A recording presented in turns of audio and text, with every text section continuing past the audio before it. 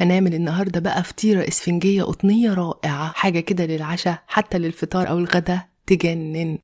3 كوبايات ونص من الدقيق، 3 معالق كبيرة من السكر، 3 معالق كبيرة من اللبن البودرة، معلقة ونص كبيرة من الخميرة الفورية، ورشة ملح. هنحط بضاية وهنحط كوباية من المية الدافية، بس هنضيف المية الدافية بالتدريج واحدة واحدة علشان خاطر نوع الدقيق بتاعي غير النوع الدقيق بتاعك. أول ما العجينة تتلم كده هنبتدي نعجنها. حسيتوا انها بتلزق قوي زودوا معلقه دقيق، المهم انها تكون بتلزق، انا عاوزاها تكون بتلزق. حطيت تلت كوبايه زيت وهعجن العجينه بالزيت ولمها لحد لما تنعم ويبقى شكلها زي ما انتم شايفين كده، طريه وبتلزق بس مش باين من الزيت. هنغطيها ونسيبها عشان خاطر تخمر.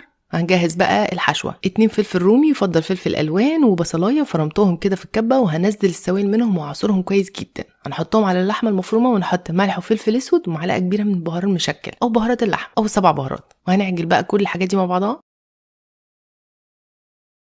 العجينه خمرت، هنفردها على دقيق بسيط جدا، وبعد كده نحط اللحمه المفرومه في النص، نلمها نحطها في صينيه مقاس 32، نفردها كده، نديها دهنة حليب ونخرمها بالشوكة وندخلها الفرن على درجة حرارة 190 من 190 ل 200 لحد لما تاخد لون من فوق. وبعد كده نطلعها ونحط عليها رشة من الجبنة الموتزاريلا ونرجعها تاني جوه الفرن لحد لما الجبنة تسيح وتحمر كده. هنغطيها 10 دقايق عشان تطرى وبس كده. العجينة لوحدها ريحتها وطعمها مش طبيعية، قطنية جدا وتنفع لأي حشوة. جربوها قولي رأيكم.